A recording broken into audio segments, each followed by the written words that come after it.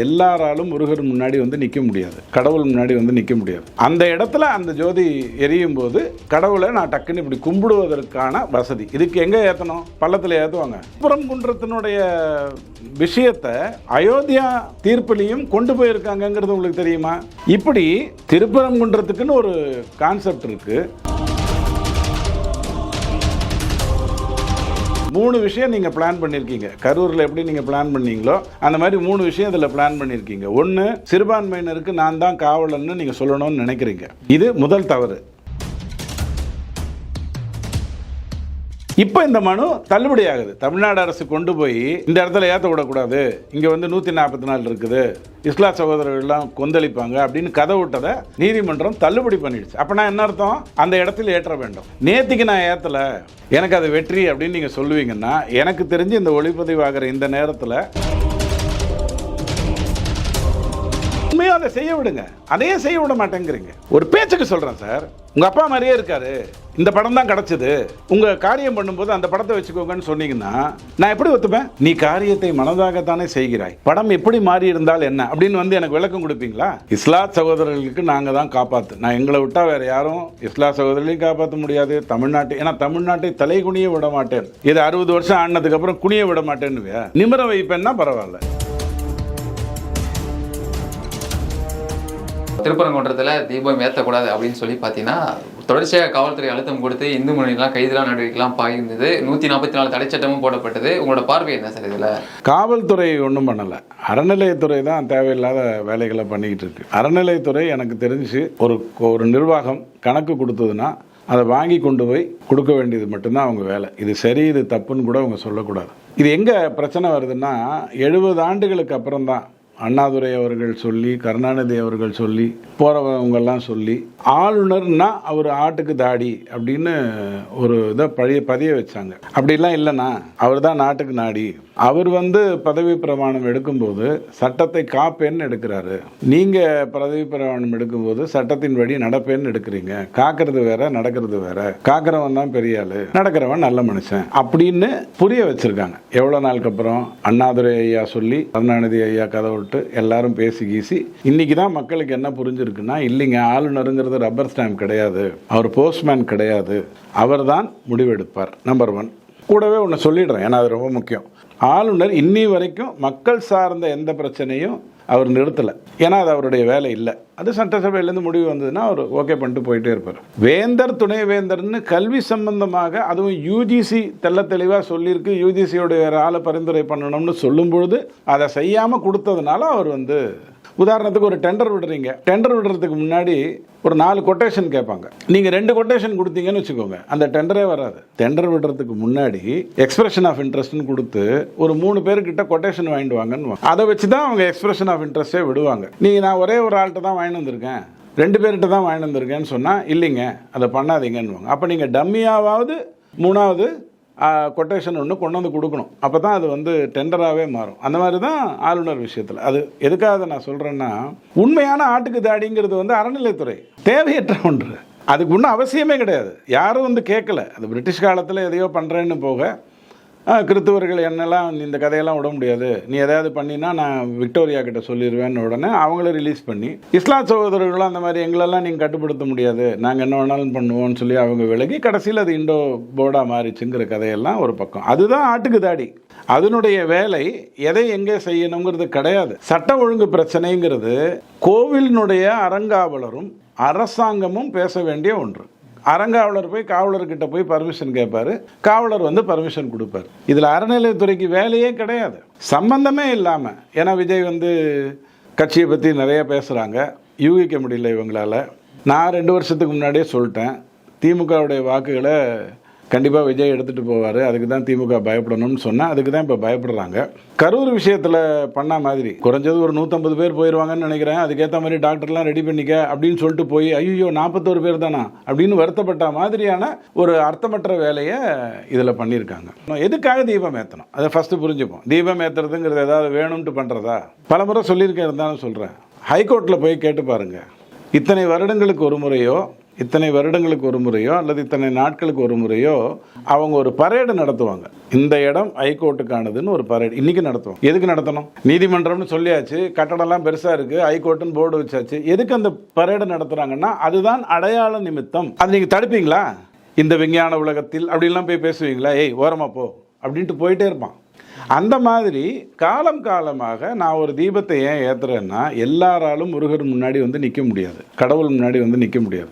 அந்த இடத்துல அந்த ஜோதி எரியும் போது கடவுளை நான் டக்குன்னு இப்படி கும்பிடுவதற்கான வசதி. இதுக்கு எங்கே ஏற்றணும்? பள்ளத்தில் ஏற்றுவாங்க, மலை உச்சியில் தான் ஏற்றுவாங்க. இது சாதாரணமான ஒரு விஷயம், தண்டோரா போடுற மாதிரியான ஒரு விஷயம். இது கூட தெரிந்து கொள்ளாமல் இப்போ கோர்ட்டில் எதுக்கு வந்து ராமசாமி ராமசாமி ராமசாமின்னு 3 வாட்டி கூப்பிடணும்? திடீர்னு ஒரு நீதிபதி ஏன்டா டேய் உன்னால் வந்து உட்கார முடியாது, முதல்லையே உன்னை நான் 3 வாட்டி கூப்பிடணுமா அப்படின்னு சொல்லுவானா? ப்ரொசீஜர் அதுதான். 3 முறை அவன் அழைக்கப்பட வேண்டும். அழைக்கப்பட்டவன் ராமசாமி, வந்தவன் அதே ராமசாமி. இதுக்கு தான் அது நடக்குது. அதை செய்யக்கூடாதுன்னு சொல்கிறதுக்கான உரிமை உங்களுக்கு எங்கேருந்து வந்தது? நான் தீபம் ஏற்றுறதுனால யாருக்கு என்ன பிரச்சனை? பிரிவி கவுன்சில்னு சொல்லப்படுற எந்த பிரிட்டிஷ்காரங்களுக்கு சேவகம் செய்து கொண்டிருந்தீர்களோ 120 வருடத்துக்கு முன்னாடி, அந்த பிரிட்டிஷ்காரன் தானே சொன்னான். அவனுடைய தீர்ப்பு தானே இன்னைக்கு நிற்கிது. இந்த திருப்பரங்குன்றத்தினுடைய விஷயத்தை அயோத்தியா தீர்ப்பிலையும் கொண்டு போயிருக்காங்கிறது உங்களுக்கு தெரியுமா? இப்படி திருப்பரங்குன்றத்துக்குன்னு ஒரு கான்செப்ட் இருக்கு. திருப்புகழில் முதல்ல சொல்லப்படுகின்ற ஒரு கோவில் திருப்பரங்குன்றமாக இருக்கு. சங்க இலக்கியத்தில் வந்திருக்கு. அதுக்கு பின்னாடி வந்தது ஒரு மதம். எல்லா மதமும் முக்கியம், அதில் எனக்கு எந்த மாற்று கருத்தும் இல்லை. ஆனால் அந்த மதம் பின்னாடி வந்தது. அதற்கான ஒரு தர்காவை வச்சிருக்கீங்க, அதை யாரும் டிஸ்டர்ப் பண்ண சொல்லலை. அங்கே போய் தேவையில்லாமல் பிரியாணி சாப்பிட்டது வந்து நீங்கள் குரானுக்கு செய்த துரோகம். ரைட்டர் பிரபாகர் பலமுறை சொல்லியிருக்காரு. வெங்காயம் பூண்டு சாப்பிட்டுட்டு துர்நாற்றத்தோடு ஒருவன் பள்ளிவாசலுக்கு வரக்கூடாது, பள்ளிவாசலுக்கு வரக்கூடாது, தர்காவுக்கு வரக்கூடாது. ரொம்ப சிம்பிள். வெங்காயம் பூண்டுக்கே அப்படின்னா நீ அங்கே பிரியாணியை வாங்கி சாப்பிட்டுட்டு இல்லை நான் ஒன்றும் பிரியாணி சாப்பிடல மற்றவங்க தான் சாப்பிட்டாங்கன்னு சொன்னாலும் நீ உன்னுடைய புனித நூலான குரானுக்கு செய்த துரோகம். அங்கே தான் தொடங்குது பிரச்சனை. அதிலிருந்து இதை வந்து ஒரு ட்ராப் பண்ணுறாங்க. இதை வைத்துக்கொண்டு ஒரு அரசியல் செய்யணும். என்னுடைய கேள்வி, இந்த இடத்துல நான் தீபம் ஏற்றுறேன்னு சொல்கிறேன், நீதிமன்றம் எனக்கு ஓகேன்னு சொல்லிடுச்சு. ஒரு தீர்ப்பை வைத்துக்கொண்டு நீங்கள் முடிவெடுக்கக்கூடாதுன்னு ஸ்டாலின் ஐயா சொல்கிறாரு. இப்போ என்னத்தை சாதிக்க போகிறீங்க? 3 விஷயம் நீங்கள் பிளான் பண்ணியிருக்கீங்க. கரூரில் எப்படி நீங்கள் பிளான் பண்ணீங்களோ அந்த மாதிரி 3 விஷயம் இதில் பிளான் பண்ணியிருக்கீங்க. 1, சிறுபான்மையினருக்கு நான் தான் காவலன்னு நீங்கள் சொல்லணும்னு நினைக்கிறீங்க. இது முதல் தவறு. அதை சிறுபான்மையினர் என்று நீங்கள் அழைக்கின்ற இஸ்லாத் சகோதரர்கள் அழகாக புரிஞ்சுப்பாங்க. 2வது, நீங்கள் என்ன சொல்ல வர்றீங்க அப்படின்னு சொன்னால் ஆட்சியை கலைப்பாங்க, நீதிமன்றத்துக்கு எதிராக வேலை செஞ்சா ஆட்சியை கலைப்பாங்க அப்படின்னு நீங்க நினைக்கிறீங்க. அந்த அனுதாப ஓட்டு மூலமா வெற்றி பெற்றலாம், நமக்கு வேற எதுவும் வழி இல்லை அப்படின்னு நீங்க நினைக்கிறீங்க. இந்த விஷயங்கள் தான் நீங்க பண்ண நினைக்கிற தவறு. இந்த வாக்கு வாங்கி அரசியல்ல இருந்து தயவு செஞ்சு வெளில வாங்க. இப்போ இந்த மனு தள்ளுபடி ஆகுது. தமிழ்நாடு அரசு கொண்டு போய் இந்த இடத்துல ஏற்ற விடக்கூடாது, இங்கே வந்து 144 இருக்குது, இஸ்லாத் சகோதரர்கள்லாம் கொந்தளிப்பாங்க அப்படின்னு கதை விட்டதை நீதிமன்றம் தள்ளுபடி பண்ணிடுச்சு. அப்போ என்ன அர்த்தம்? அந்த இடத்துல ஏற்ற வேண்டும். நேத்திக்கு நான் ஏற்றலை, எனக்கு அது வெற்றி அப்படின்னு நீங்கள் சொல்லுவீங்கன்னா, எனக்கு தெரிஞ்சு இந்த ஒளிப்பதிவாகிற இந்த நேரத்தில் இன்னைக்கு சாயங்காலம் தான் வைணவர்கள் வந்து கார்த்திகை தீபம் ஏற்ற போகிறாங்க. ஸோ முருகன் வந்து சைவனா இல்லாமல் வைணவனா அந்த தீபத்தை பார்க்க போகிறான். அவ்வளோதான். தொடர்ச்சியாக பார்த்தீங்கன்னா திருமாவளவன் கருத்து தெரிவிச்சிருக்காரு. ஒரே போல கம்யூனிஸ்டோட இருக்கிற சண்முகமும் ஒரு கருத்து தெரிவிச்சிருக்காங்க. நீதிபதி வந்து விலக வேண்டும், மத்திய காவல்படைக்கும் தமிழக காவல்படைக்கும் ஒரு மோதல் போக்கு உருவாக்குறாங்க அப்படின்னு சொல்லியிருக்காருல்ல சார், எப்படி சார் பார்க்கறது? அதாவது இவங்க கிட்ட வந்து குட் மார்னிங் சொல்லலைன்னா அவனை வந்து துரோகி ஆக்கிடுவாங்க. நீதிமன்றம்ங்கிறது எதுக்கு இருக்கு? 2 பேருக்கு பிரச்சனைனா நடுவில் வந்து கருத்து சொல்றதுக்கு தான் நீதிபதி இருக்கு. நீ வந்து நடுவில் இருக்கக்கூடாதுன்னு சொன்னா உங்க இடஒதுக்கீடு நிறைய பேர் வந்தாங்களா, அந்த மாதிரி இருக்க சொல்றீங்களா? ஒரு பேச்சுக்கு சொல்றேன். சட்டம் ஒழுங்கைக்கு வந்து நீதிமன்றம் பேசக்கூடாது அப்படின்னு ஒரு முட்டாள்தனமான வாதத்தை வைக்கிறாங்க. அது அறிவார்த்த வாதம்னே வச்சுப்போம். மணிப்பூரில் ஒரு கலவரம் நடந்ததுன்னு சொல்லி 2 பெண்களுக்கான அந்த வீடியோ போட்டு ஒரு பாராளுமன்றத்தை முடக்கும் போது நீதிமன்றம் என்ன சொல்லுது? நீங்க பாத்துக்கிறீங்களா, நான் வரட்டமான்னு கேட்டுச்சு. அப்ப இந்த ஸ்டாலின் ஐயா என்ன சொல்லியிருக்கணும்? நீதிமன்றத்துக்கும் சட்ட ஒழுங்குக்கும் சம்மந்தம் கிடையாது, அதெல்லாம் பாராளுமன்றத்தில் மோடி பார்த்துப்பாரு, நீங்க வாய மூடுங்க தானே சொல்லியிருக்கணும். இல்லை ஓவியா மாதிரி நீங்க சட்டப் பண்ணுங்க அப்படின்னு தானே சொல்லியிருக்கணும். சொல்லலையே. அப்ப மட்டும் நீதிமன்றம் கொட்டியது. நீ பார்க்கிறாயா நான் பார்க்கட்டுமான்னு கேட்டுச்சுன்னு சொன்னியே. அப்ப இப்ப மட்டும் என்ன? முரண்படுவது உங்களுடைய வேலை. எனக்கு அதில் ஒன்றும் மாற்று கருத்தே கிடையாது. நேற்றுக்கு ஒன்று நாளைக்கு ஒன்றுன்னு பேசுவீங்க, நான் வேணான்னு சொல்ல. ஆனால் உங்களை பார்த்து நீங்களே சிரித்துக் கொள்ளக்கூடாது. எம்ஜிஆர் ஐயா திரைப்படத்தில் ஒரு இது பண்ணுவார், அவருக்கு அட்வைஸ் பண்ணணும்னா இன்னொரு எம்ஜிஆர் தான் வந்து அட்வைஸ் பண்ணுவார். இவங்க சிரிச்சுக்கிறதுக்கு ஒருத்தனை பார்த்து ஒருத்தன், இந்த வடிவேல் ஒரு கண்ணடியை பார்த்துட்டு இந்த குரங்கு பொம்மை எங்க இருக்குதுன்னு கேட்ட மாதிரி திமுக தனக்கு தானே எதிர்க்க நின்றுக்கிட்டு முரண்பட்டு தன்னைத்தானே அசிங்கமாக பேசிக் கொள்கிறதுன்றது என்னுடைய கருத்து. சார், நீதிமன்றம் மனு தள்ளுபடி பண்ணது மூலமா இந்துக்களோட வெற்றியை சொல்லலாமா சார்? இல்ல சார், அதாவது எந்த ஒரு விஷயத்தையும் நான் சொல்றேன், நம்ம சில வார்த்தைகளை பயன்படுத்தும் போது, அதாவது ஒரு உதாரணத்துக்கு நமக்கு பிடிக்காதவன் கல்யாணம் பண்றான், அந்த கல்யாணம் நின்றுச்சுன்ன உடனே நாம வந்து பத்தியா எனக்கு பண்ணல அதனால தான் உனக்கு இது நடந்ததுன்னு சொல்லிடக்கூடாது. ஏன்னா அந்த கல்யாணம் அவன் சார்ந்ததில்லை, அந்த பெண் சார்ந்தது. யாருடைய மனசையும் புண்படுத்தணும்னு நம்ம இதை பண்ணல. ஐயா இங்க தான் நாங்க ஏத்துக்கிட்டு இருந்தோம், இதுதான் கரெக்டான இடம், நீங்க தான் தப்பு பண்றீங்க அப்படின்னு எடுத்து சொல்றோம்.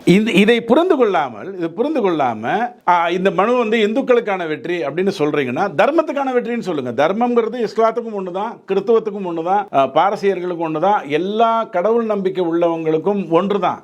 நாஸ்திகர்களுக்கும் தர்மம் உண்டு. இந்த போலி நாஸ்திகர் இருக்கான் பாருங்க, திமுக தீகா, இந்த போலி நாஸ்திகர்கள் தான் எதுக்குள்ளேயும் வர மாட்டாங்க. அவங்களுக்கான தோல்வின்னு சொல்லுங்க, நான் ஒத்துக்கிறேன். இது ஆன்மீகத்துக்கான வெற்றின்னு சொல்லவே சொல்லாதீங்க. ஏன்னா இதுல வெற்றி தோல்விக்கான விஷயமே இல்லை. நான் எங்க ராமர் சிலையை வைக்கணும்னு நீ முடிவு பண்ணக்கூடாது. 500 வருடங்கள் ஆனாலும் ஜனநாயக ரீதியாக அந்த இடத்துல நான் ராமர் சிலையை வைப்பேன். ஆர்எஸ்எஸ்ல இருந்து ஒரு கருத்து வந்தது, ராமர் கோவில் நம்ம பண்ணிட்டோம், இதுக்கப்புறம் ஒரு மசூதிக்கு பின்னாடியும் போகாதீர்கள் அப்படின்னு ஆர்எஸ்எஸ்ல இருந்து மோகன் பகவத் சொன்னார். எதுக்கு சொன்னார்? நாடு சுபிட்சமா இருக்கணுங்கிறதுக்காக சொன்னார். அவர் மட்டும் இவங்க சொல்லக்கூடிய ஆளாக இருந்திருந்தா இப்ப ராமரா அடுத்தது கிருஷ்ணர் அப்படின்னு பேசியிருக்கணும். அதுதான் சனாதனம். ஒரு கலவரத்தை தூண்டுறதுங்கிறது நம்மளுடைய நோக்கம் இல்ல, நல்லா புரிஞ்சுக்கோங்க. எது உண்மையோ அதை செய்ய விடுங்க, அதையே செய்ய விட மாட்டேங்கிறீங்க. ஒரு பேச்சுக்கு சொல்றேன் சார், உங்க அப்பா மாதிரியே இருக்காரு, இந்த படம் தான் கிடைச்சது, உங்க காரியம் பண்ணும்போது அந்த படத்தை வச்சுக்கோங்கன்னு சொன்னீங்கன்னா நான் எப்படி ஒத்துப்பேன்? நீ காரியத்தை மனதாகத்தானே செய்கிறாய், படம் எப்படி மாறி இருந்தால் என்ன அப்படின்னு வந்து எனக்கு விளக்கம் கொடுப்பீங்களா? நீ படம் வைக்கணும்னு முடிவு பண்ணிட்டா எங்க அப்பா படம் தானே வைக்கணும். இதுல தமிழ் கடவுள் வேற, நம்ம ஆளு யாரு முருகர் வந்து தமிழ் கடவுள் வேற. எனக்கு தெரியாது, கடவுளுங்கிற வார்த்தைக்கு எனக்கு ஒரு அர்த்தம் தெரியும், எல்லாவற்றையும் கடந்து உள்ளே இருப்பவன் கடவுள்னு எனக்கு தெரியும். அதுல என்ன தமிழ் கடவுள், இந்தி கடவுள், மலையாள கடவுள் எனக்கு தெரியல. அந்த தமிழ் கடவுளுடைய இடம் தானே பாது. நீ அப்புறம் நடிச்சியா பயணியில? இதுதான் நம்ம கேட்க வேண்டிய கேள்வி. மீண்டும் இன்னைக்கு மாலை வந்துட்டு விலை கேட்டுருவாங்களா சார்? எப்படி சார் பார்க்கறது சார்? சரி, நான் திரும்பவும் சொல்றேன், நடக்க வேண்டியது நடந்திருக்கு, தாமதமாக நடந்திருக்கு, தெய்வ குத்தமா ஆகல. நேற்றுக்கு நடந்திருந்தால் அது சிவனை தொழுகின்ற, சிவனை வழிபடுகின்ற மக்களுடைய கார்த்திகை தீபத்தில். இன்னைக்கு நடந்ததுன்னா அது வைணவர்கள், விஷ்ணுவை வழிபடுகின்றவர்கள் தொடங்குகின்ற கார்த்திகை தீபம். இவ்வளவுதான். கடவுள் தன்னுடைய விளையாட்டை ரொம்ப அழகா விளையாடுவான். அதனால இது இன்னைக்கு நடந்ததுன்னா ரொம்ப சந்தோஷம். நீதிமன்றத்தை எல்லா விதத்திலையும் மதிக்க வேண்டும் என்பதுதான் உண்மை. நான் ஒரு பேச்சுக்காக சொல்றேன். உடனே ஒரு குறுக்கு கேள்வி கேட்பாங்க, சபரிமலையில் ஒரு தீர்ப்பு கொடுத்ததே நீதிமன்றம், அதை எப்படி நீங்கள் மாத்தினீங்க அப்படின்னு கேட்பாங்க. நான் எதுவும் மாத்தல, நான் வாய் மூடிட்டு உட்காந்துருந்தேன். ஐயோ நீதிமன்றம் தப்பு பண்ணிடுச்சே, அங்க இருக்கிறது தவசியாச்சே. ஐயப்பன் கோயில் 100 இடத்துல இருக்கலாம், ஐயப்பன் கோயில் 100 இடத்துல இருக்கலாம், அங்க இருக்கிறவன் தவசி. அவனை இந்த வயதிலிருந்து இந்த வயதுக்குட்பட்ட பெண்கள் பார்க்கறதுனால 1000 பிரச்சனை இருக்கு. நான் சொல்லிட்டேன். நீங்க என்ன பண்ணீங்க? முஸ்லிம் சகோதரிகள் அங்க அனுப்பிச்சிங்க, அவங்களுக்கு சில துர்பாகியம் நடந்தது. இதுதான் தப்பு. நான் வந்து அந்த நீதிமன்ற தீர்ப்பை ஏற்றுக்கொள்ளாம வாய்முட்டு உட்காந்துருக்கல. யாராவது வர்றாங்களான்னு பார்த்தேன், யாரும் வரல. யாரும் வரலன்னு உடனே நீங்க என்ன பண்ண ஆரம்பிச்சீங்கன்னா போலியானவர்களை அனுப்பினீங்க. நேற்றுக்கு சார் டிவியில் சொல்றான், ஆர்ப்பாட்டக்காரர்கள்ங்கிறான். யார? இந்த பக்தனை ஆர்ப்பாட்டக்காரன்ங்கிறான். இதே விடுதலை புலி சார்ந்தவர்களையோ மற்றவர்களையோ ஆர்ப்பாட்டக்காரன்னு சொல்லுவானா? போராட்டக்காரன்னு சொல்லுவானா? போராளின்னு சொல்லுவான். இந்த தொலைக்காட்சி அஃப்கோர்ஸ் உங்களுக்கு தெரியும், மாமா மச்சனுடைய தொலைக்காட்சி வார்த்தைகளை எப்படி பயன்படுத்துறாங்கிறத நீங்க பாருங்க. அவன் பக்தன் அவனுடைய விஷயத்துக்காக போராடுறான், அவனை போராட்டக்காரருங்கிறீங்க. ஏதோ உள்நோக்கத்துடன் அரசு வந்து வழக்கை தொடர்ந்து இருக்குது அப்படின்னு நீதிபதி கேள்வி எழுப்பியிருக்காரு. என்ன உள்நோக்கமா இருக்கும் சார்? நான் தான் இந்த 3 சொல்லிட்டேன். இஸ்லாத் சகோதரர்களுக்கு நாங்க தான் காப்பாத்து. நான் எங்களை விட்டா வேற யாரும் இஸ்லாத் சகோதரர்களையும் காப்பாற்ற முடியாது. தமிழ்நாட்டை தலை குனிய விட மாட்டேன். இது 60 வருஷம் ஆனதுக்கு அப்புறம் குனிய விட மாட்டேன். நிமிர வைப்பேன்னா பரவாயில்ல, தலை நிமிர வைப்பேன் அப்படின்னு சொன்னீங்கன்னா அது நாகரிகமான வார்த்தை. தலையை குனிய விட மாட்டேன் அப்படின்னா என்ன அர்த்தம்? நீ ஆல்ரெடி ரெடி ஆயிட்டே, குனியறதுக்கு ரெடி ஆயிட்டீங்களா அப்படிங்கிறது தானே அர்த்தம். ஸோ ஃபர்ஸ்ட் வந்து இஸ்லாத் சகோதரர்களுக்கு நாங்கள் தான் காவலன்னு ப்ரூவ் பண்ணணும். நீதிமன்றத்தோட நாங்கள் கடுமையாக மோதி அந்த சட்டத்தை நிலைநாட்டி தர்மத்தை கொண்டு வந்து இந்த டிராமாலாம் பண்ணணும். ரொம்ப எச்சா போய் கலைச்சி விட்டாங்கன்னா ஐயா கலைத்து விட்டார்கள் அப்படின்னு புலம்பணும். இதுதான் இவர்களுடைய உள்நோக்கம். வேற என்ன இருக்க முடியும்? இல்லைன்னா அறநிலையத்துறை எப்படி வந்து இந்த இதை பண்ண முடியும்? ஒண்ணே ஒன்று சொல்கிறேன், இந்த செய்திகள் எல்லாம் படித்துட்டு இருக்கிறவங்க முக்கியமாக போராட வேண்டியது, இந்து நண்பர்களும் சரி மற்றவர்களும் சரி, போராட வேண்டியது எதுக்கு அப்படின்னு சொன்னால், அறங்காவலர்களை நியமிப்பது, அறங்காவலர்களை உருவாக்குவது, ஏற்படுத்துவது. அந்தந்த கோவில் சார்ந்தவர்கள் அறங்காவலர்னு ஒருத்தர் சொல்லணும் இல்லையா, அதை முதல்ல செய்யணும். இவங்க 90% அந்த அறங்காவலரை நீக்கிவிட்டு அதிகாரிகள் மூலமாக பண்ணுறாங்க. அதனால தான் ஒரு தைரியத்தோட, ஒரு கொழுப்போட இந்த அறநிலையத்துறை இந்த மனுவை போட்டிருந்தது. அறங்காவலர் போட்டிருக்க மாட்டான், யாராக இருந்தாலும் போட்டிருக்க மாட்டான். ஸோ நாம் போராட வேண்டியது, இங்கே மசூதி இருந்ததா, இங்கே கோவில் இருந்ததாங்கிறது இல்லை. எதுவாக இருந்தாலும் அது ஆன்மீகம்தான், அதில் எந்த மாற்று கருத்தும் இல்லை. என்ன ஒரு கஷ்டம், அங்கே ஒரு சிவலிங்கம் இருந்ததுங்கிறது ஒரு கஷ்டம், நான் இல்லைன்னு சொல்லலை. ஆனால் நம்ம போராட வேண்டியது அறங்காவலர்களை உடனடியாக நியமிக்க சொல்லி போராட்டம் நடத்தணும். மற்றபடி இன்னும் எத்தனையோ போராட்டங்கள் வரதான் போகுது. இன்றைக்கி ஓய்வூதியத்துக்கான போராட்டம் நடந்துக்கிட்டு இருந்தால் இருக்குது. இந்த அரசு தத்தளிக்கிறது அப்படிங்கிறது மட்டும் புரிந்து கொள்ளலாம். எனக்கு ஒரே ஒரு இறை நம்பிக்கை இருக்குது. அந்த இறை நம்பிக்கை இறைவன் மேலே இல்லை, தமிழ்நாட்டு வாக்காளர்கள் மேலே. 5 வருடம் ஒரு நாள் திமுகவை உட்கார வச்சதில்லை, உட்கார வச்சிடாதீங்க.